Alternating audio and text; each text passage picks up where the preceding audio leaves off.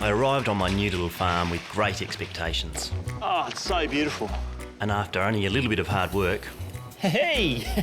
I hit the jackpot. This is gardening, isn't it? They're perfect, absolutely bloody perfect. But I soon realised that this farming business might be a little harder than I'd first thought. It's upside down. Oh, it is. Lucky for me, I found a local guy who does know something about fencing. So now I'm finally ready to get some animals on the farm. Animals that will one day feed me.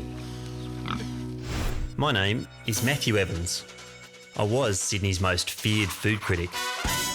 Now, I've given up city life and moved here to country Tasmania.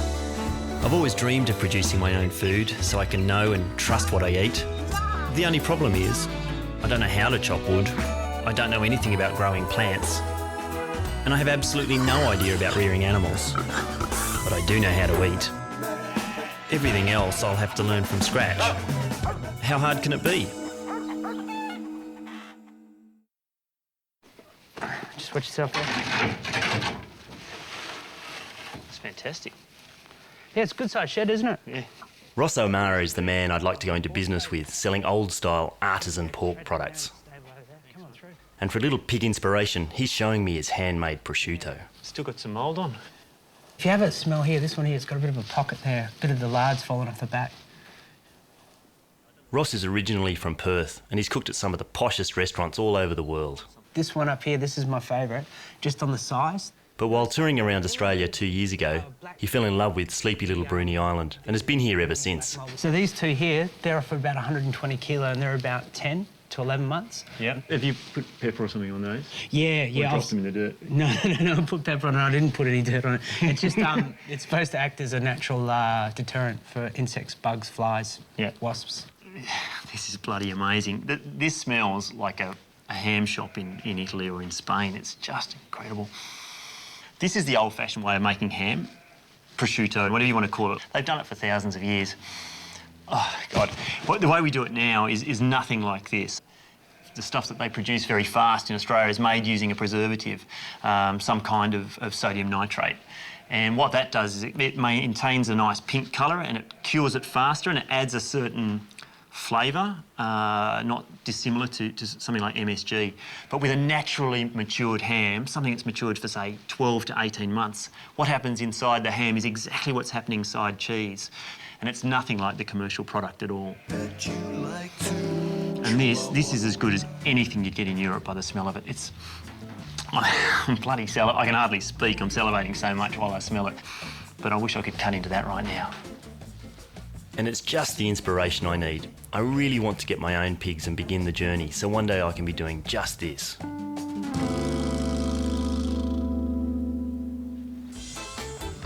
Hey. But before I can get any pigs of my own, I'll need a shelter for them to sleep in. So I'm going to try my hand converting this apple box into a hog house. You see, I'll tell I use a saw a lot.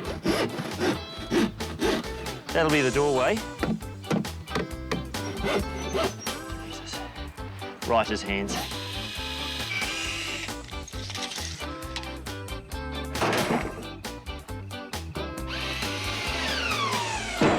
And look at that, bloody solid as a rock pig shed. Should have made the door at that end. Whose idea was that? Come.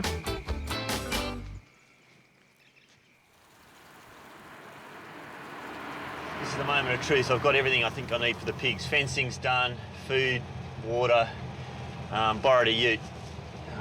Just pick up the pigs now and see how we go. Ross has sent me to Jen Owens, down in Allen's Rivulet. She has a beautiful little farm straight out of a storybook. And these are the pigs? These are the pigs. They look great. Yeah, Tinkerbell on her little ones. She has some old breed piglets for sale.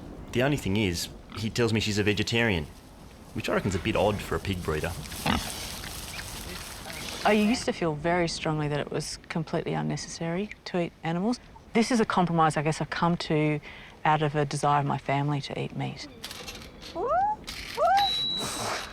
I decided the only way I could feel comfortable with wanting to eat meat was to actually be responsible for the whole life cycle of the animals myself. You can't help but get, attached to your animals, and when you have your pigs and you come to abattoir day, I'm sure you're going to understand that too. Which of these pigs do you reckon I could have? I'd say we should probably get in there and do a bit of a count of how many boys and girls we've got. And how do we do that? We just look at them from behind? Yeah. Okay. This is a girl. 1, 2, boy, Boy. boy. I'm looking for female pigs, so maybe down the track they can breed. Remarkably soft, aren't they?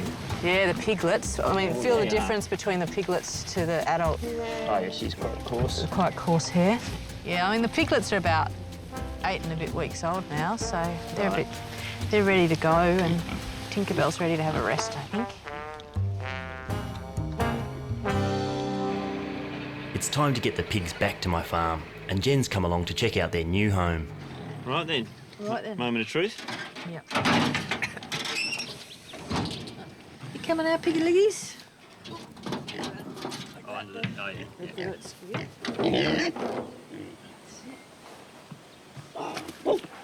There we go. Ah, look at your house, piggies. So it's quite low, but I can cut a hole in the other side when they get big. Yeah, it's great. It's great. It'll be really cosy for them. But it's just great. They've got such a wonderful space. To my relief, not only do they get on well with my dog Carrie, but they seem perfectly content on the farm. Oh, look at that. Sunbake time. They're gorgeous, and I can already see it's going to be hard to remember they're not pets, they're food. With that in mind, Jen is letting me join her as she takes some of the older pigs to slaughter. She's promised me a leg of pork so I can have a go at making my own prosciutto, but this is the harsh reality of raising animals to be eaten. And I know that in only a few months it will be my pigs making this journey. It's a bit of a sad place, I think. Probably just me putting human emotion on a, you know, what could be just a petting zoo, I guess, almost. I've been in barns like this where kids are actually petting animals. They have grass on the floor is the only difference. But knowing that all these animals are not going to make it through the next couple of days.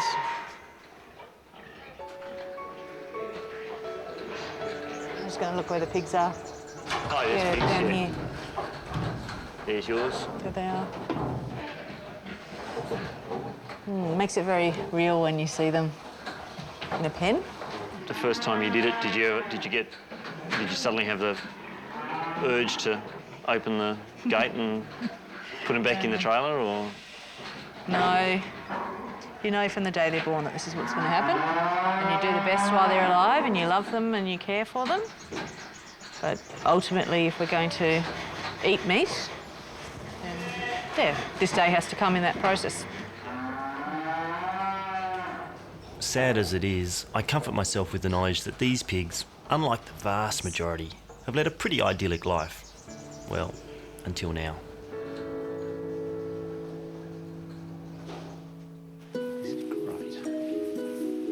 The fruit and berries of summer are absolutely abundant, and there's far more than most smallholders can keep up with. Orchards of apricots, these delicious greengage plums, and amazing juicy berries. These are the flavours of summer in Tasmania. What I can't eat fresh, I can preserve for later, when the only alternative would be shipping fruit from the other side of the world. That'll probably do it. Get these back to the house and see if we can preserve them. Look at this, bloody amazing, isn't it? Summer in Tassie, probably the last strawberries. Plums, a whole range of different plums, including greengage. Greengage, a beautiful, sweet, honey-like plum. Look at these apricots from an orchard up the road. I might start with the greengage, get all the really nice ones, turn them into a preserve. What we do is we put them in here. I just add a tablespoon of sugar, top them up with water. I'm going to put a little bit of spice in with some of the apricots. What I was thinking of using is a thing called mace, which is actually the outside bit from nutmeg. So it's got, a resonance of nutmeg. It's a little more complex. And then boil the jar for a couple of hours. I reckon that might do. Look at these for strawberries.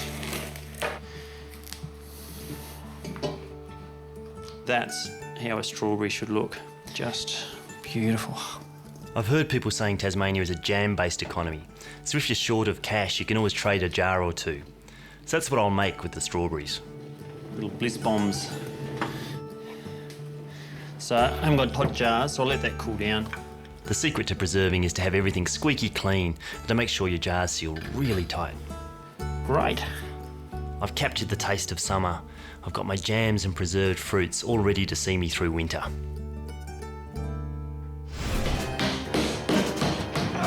It does things that I probably shouldn't talk about on camera. It's a beautiful thing.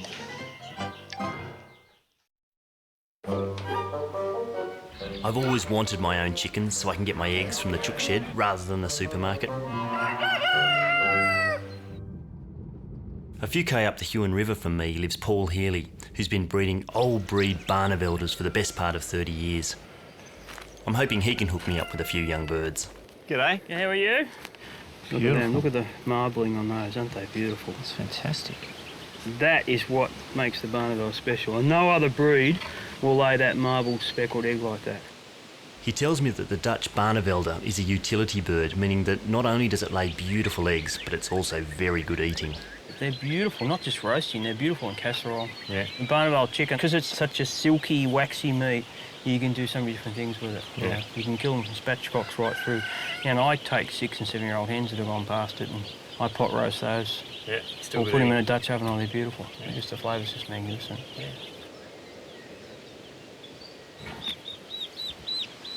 See how dark they are? Yeah.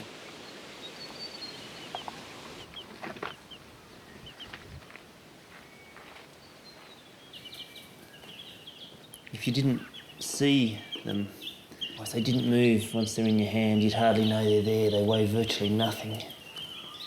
Beautiful birds, and when you see how the adults turn out, I'm very excited about getting these.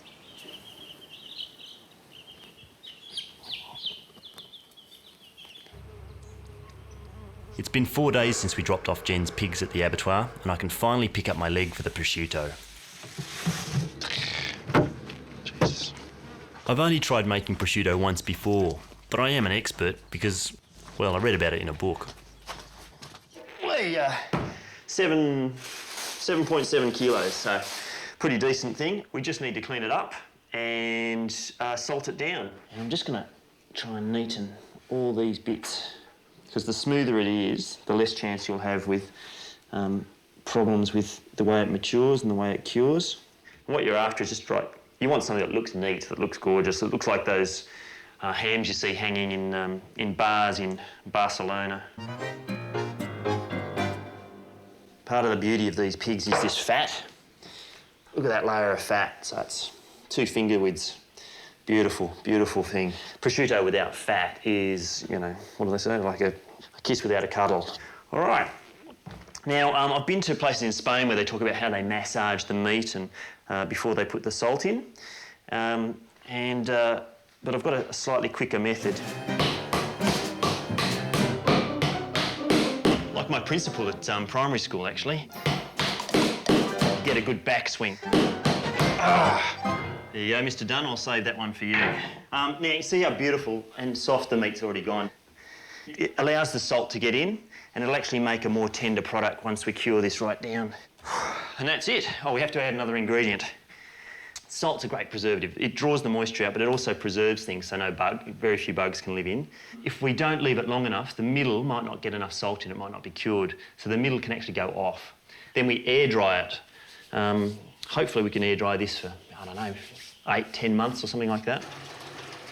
The important thing is it's got a bit of weight on top, so we're actually starting to force a bit of the moisture out, and we're helping to create that sort of flat look that you get from prosciutto. Ross has given me something to try. Look at that, absolutely beautiful. So see those white lines? That's the marbling, which is a sign of a beautiful, slow-grown, probably old breed pig. And to get the best flavour from prosciutto, you should always try and slice it really, really, really thin. This doesn't resemble anything you've ever bought. You can actually see that my fingers are slightly greasy, and that's the sign that it's matured properly and it's also a free-range pig. And in your mouth, the texture is buttery soft. And it has this fragrance that kind of whistles up the back of your nose and sort of goes straight into your brain and does things that I probably shouldn't talk about on camera. It's a beautiful thing.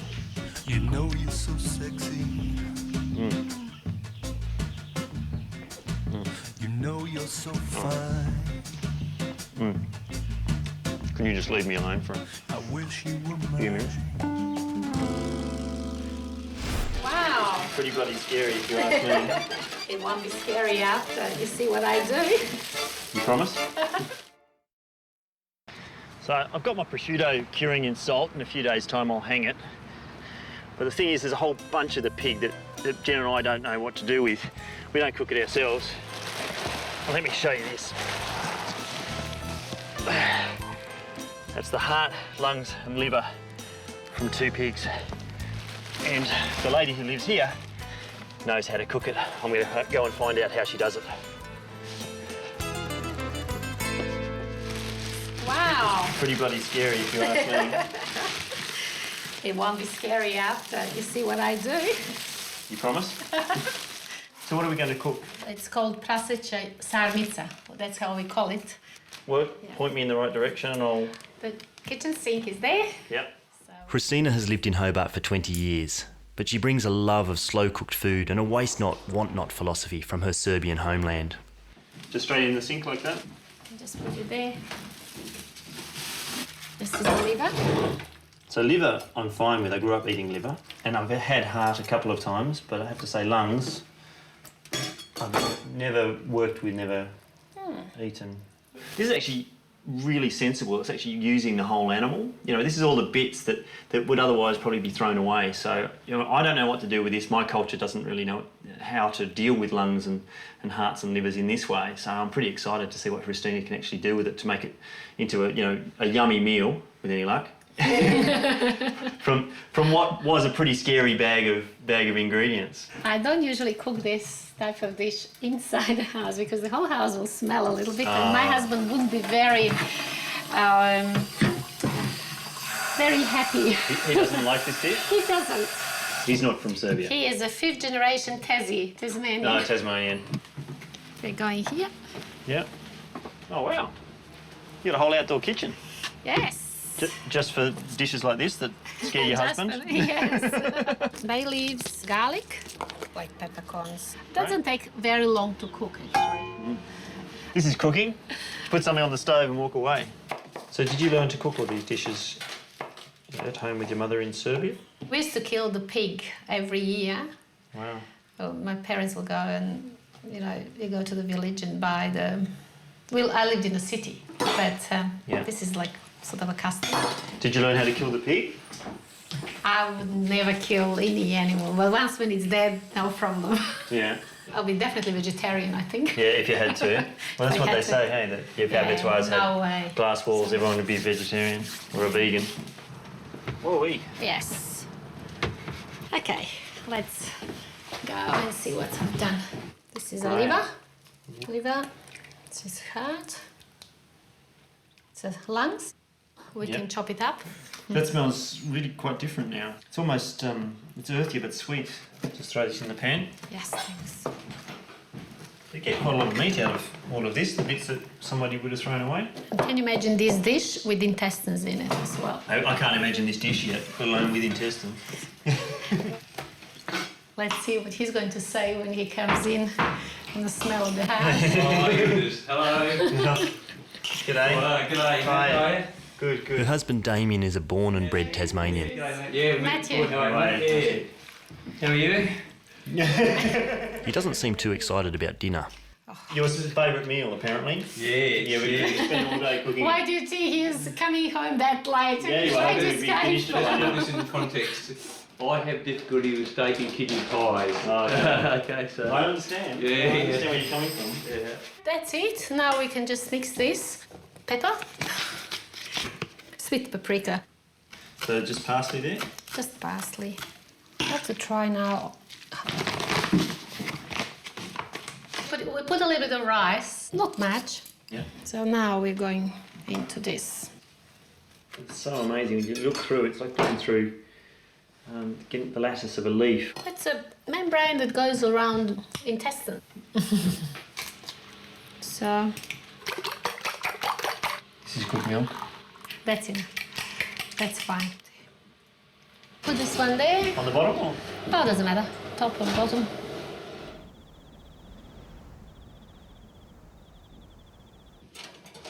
Okay. That looks good. And this is the other. Oh, that looks great. This one on the front. I'm actually celebrating, thinking this is going to be really yummy, even though I'm a bit frightened of eating that much liver and heart and lungs in one dumpling, but we'll see how we go. Is it normal to over-cater in Serbia? Very. Yeah. We even have a saying, if it wasn't in plenty to leftovers, that means it wasn't enough. Really? So you have to have lots and lots of leftovers? Yeah. Thanks for having me. No really problem. appreciate this. And thank you for showing me what to do with the other bits of the pig that I don't know what to do with. Onion. Good. It's a bit like really concentrated meat. You can actually taste the blood in it, and I really like it. Well, in small portions. That's lovely. As long as you like, you probably have to like liver. If you like pate or something like that, you'd like that. Yeah. I wouldn't want to eat a lot, and I wouldn't want to eat it every day, but I think it's a really amazing thing you've done. Beautiful. Thank you. Thank you. Thanks.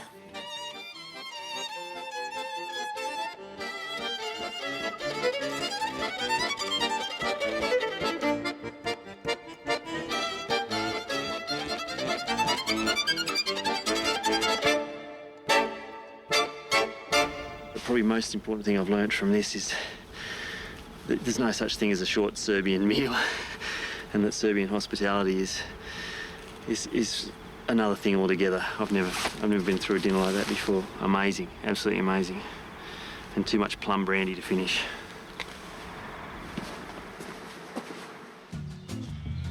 Back on the farm, and I'm still feeling the effects of the plum brandy from last night. But it's time to hang my leg of prosciutto that's been curing in the local butcher's cool room for the last 16 days. So it's about time we got it hung. What I'm going to do, I thought the picker's hut on the corner of my property would be perfect for it. It doesn't need refrigeration anymore. All I've done is give it a quick rinse to get most of the salt off the outside. Dried it off using some paper towel. I've spread just a tiny little bit of lard over this side here, and this is actually lard that I've got from roasting some pork belly myself, but you can just use packet lard, and that's just to give the meat a little bit of extra protection. Look at this fat layer. It's actually quite large, and that fat carries flavour.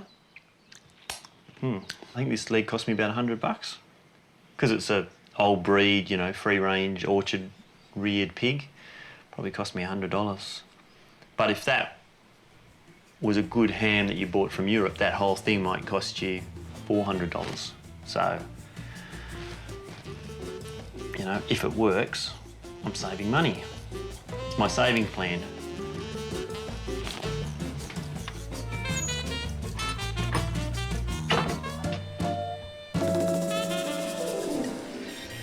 I guess that's what the future looks like for these guys. Hungry. Carrie, in you go, in you go. Pig, pig, pig.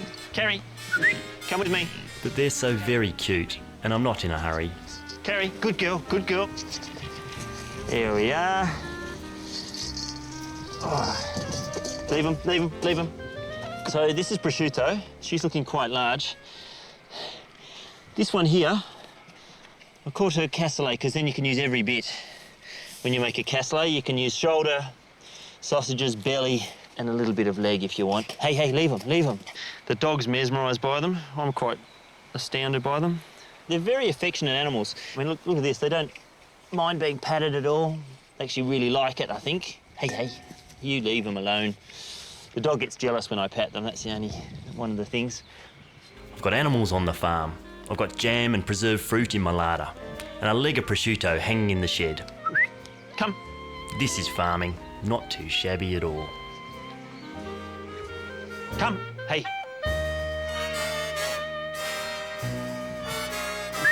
Come. Good girl, good girl. Next time, the boys take me on an ocean adventure in search of the ultimate game fish. Right, one on the other side. Hang on, you're going to just got him. And I'll have a go at turning tuna into world-class sashimi. Oh, you should just go.